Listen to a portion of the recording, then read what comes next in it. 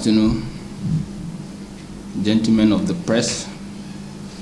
This is a text of a press conference by the Civic Situation Room, a coalition of over 100 civil society groups on EndSARS protests across Nigeria, held today in Abuja, October 20, 2020, to call on the EndSARS protesters to stop the unwarranted violation of the rights of other Nigerian citizens and entrenchment of criminal activities in the country.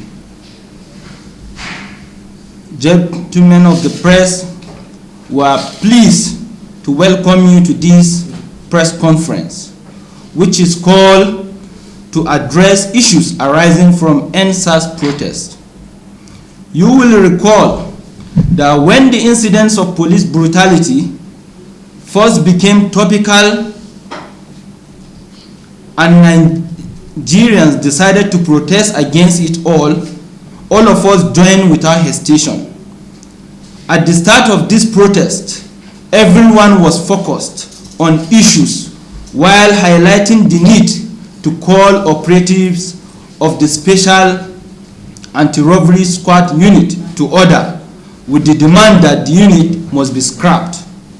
It was reassuring that the federal government and the Inspector General of Police were responsive by immediately scrapping SARS. Further agitation from protesters saw to it that the government agreed to a 5-point demand from protesters.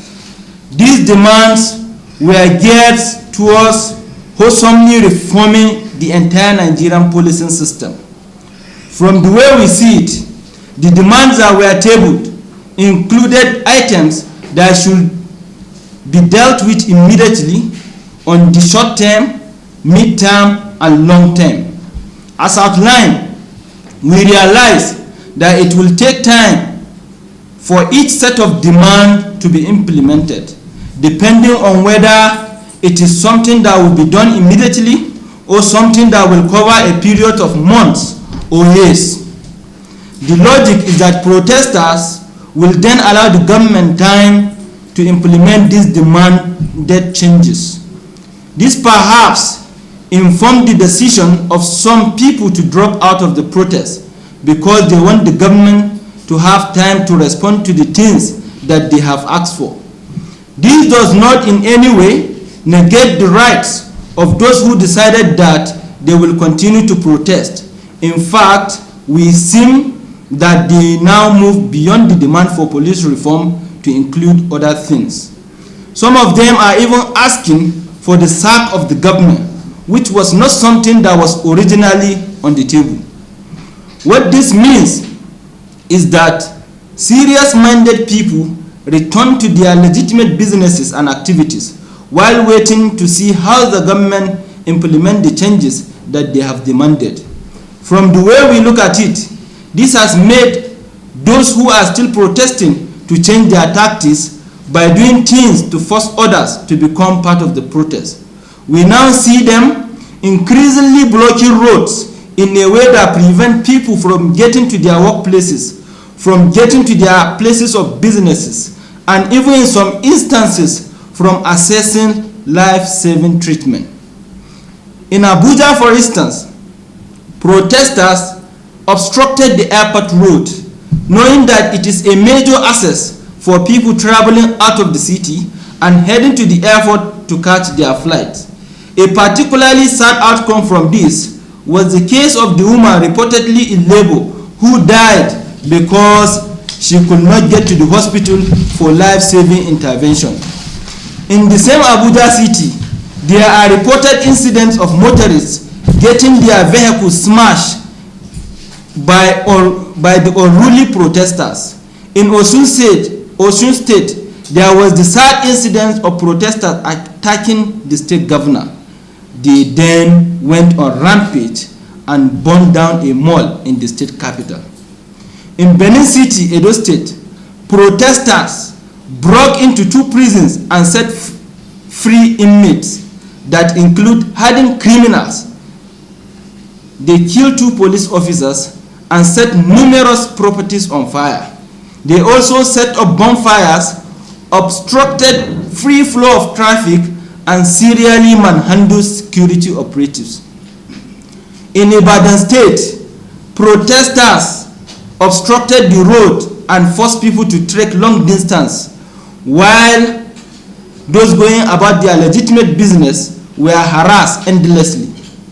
Lives of innocent citizens have also been lost in this state. Lagos is also locked down from the protesters, who made harassment of those not supporting their protest standard modus operandi. In other cases, the information we are getting is that protesters are randomly shooting at people, killing them, depriving them of their lives, apparently in their bid to frame law enforcement agencies to be responsible for killing protesters. This perverted strategy is intended to make the government appear as being repressive and the law enforcement agencies as engaging in human rights abuses. In reality, it is the protesters that are now involved in all these human rights abuses.